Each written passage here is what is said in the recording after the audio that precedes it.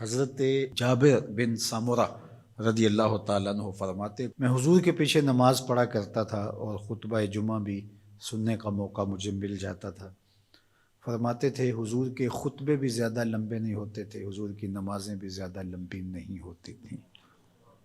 یہ ہے لوگوں کے ساتھ حضور کی نماز کا معاملہ، لیکن جب تنہا قیام کرتے ہیں تو اتنا لمبا قیام ہوتا ہے حتیٰ تتورم قدماہ، حضور کے مبارک پاؤں سوج جاتے ہیں، اور میرا رب رب ہو کے کہتا ہے، اے چادر اوڑھنے والے محبوب، ساری رات جاگا نہ کر، کبھی سو بھی لیا کر۔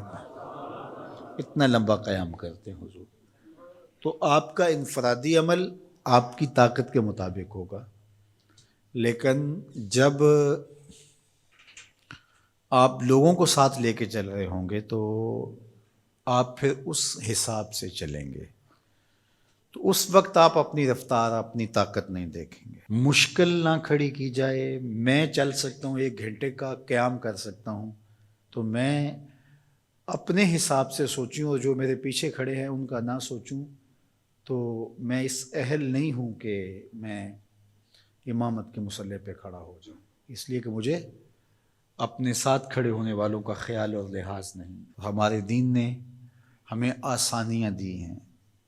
بیمار پر جمعہ فرض نہیں کیا گیا،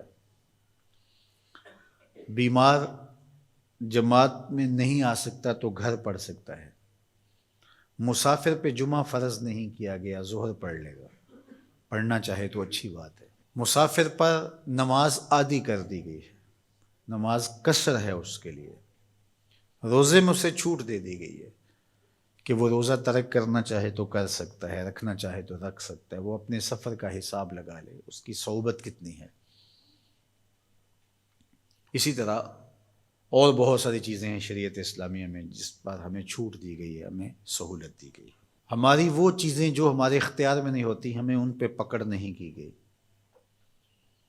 ان اللہ تجاوز عن امتی الخطا والنسیان وما استکرہوا، اللہ نے اس امت پر 3 چیزیں معاف کر دیں: غلطی لگ جائے، بھول جائیں، یا جس پہ آپ مجبور کر دیے جائیں، تو وہاں شریعت پکڑ نہیں کرتی، گرفت نہیں کرتی۔ تو آسان دین دیا گیا ہے جس دین پہ عمل کرنا ہمارے لیے مشکل نہ ہو، اور اگر کوئی اپنے طور پہ اس کو مشکل بنانا چاہتا ہے اور اپنے سخت مزاج کی وجہ سے اس میں کوئی چیز لانا چاہتا ہے، عبادات میں، اعتقادات میں، رویوں میں، طرز زندگی میں، انداز معاشرت میں، تو شریعت اسلامیہ نے اس کی نفی کی ہے۔ کیونکہ بہت سارے لوگ ایسے ہیں کہ جو عبادات میں بہت سارا غلو کر جاتے ہیں، تو اس سے منع کر دیا گیا۔ یہاں غلو یہاں تک ہوتا ہے کہ وہ رہبانیت تک پہنچ جاتے ہیں، تو اس سے روک دیا گیا، اس سے منع کر دیا گیا۔ تو نہ کمی کی جائے اور نہ ہی زیادتی کی جائے، تفریط سے بھی روکا گیا ہے اور غلو سے بھی منع کیا گیا ہے۔ افراط و تفریط کی بجائے جو درست اور صائب اور معتدل رستہ ہے اس کو اختیار کرنے کی تلقین کی گئی ہے۔